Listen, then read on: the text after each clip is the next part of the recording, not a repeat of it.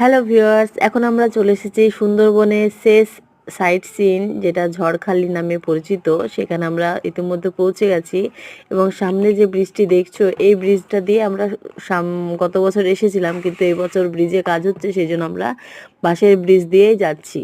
বাঁশের ব্রিজ দিয়ে হেঁটে যাওয়ার মজাই কিন্তু আলাদা। যারা গ্রামে থাকো তারা অবশ্যই এই ব্রিজ দিয়ে হেঁটেছো।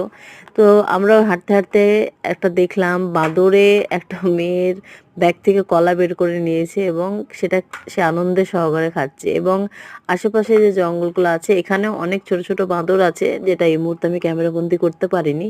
তো আমরা এই বাঁশের ব্রিজ পার করে মার্কেটে ঢুকে পড়ছি।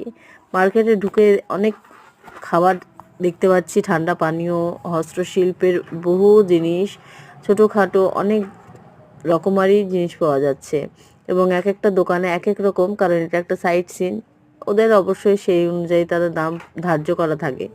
এবং এখানটার সব থেকে বড় বৈশিষ্ট্য হচ্ছে যে ঝড়খালি একটা রেস্কিউ ক্যাম্প, যেটা সুন্দরবনের অসুস্থ বাঘ, হরিণ এদেরকে নিয়ে এসে এখানে চিকিৎসা করা হয় এবং পুনরায় জঙ্গলে ছেড়ে দেওয়া হয়। এবং আমরা সেখানে সেটাই দেখতে যাব টিকিট কেটে।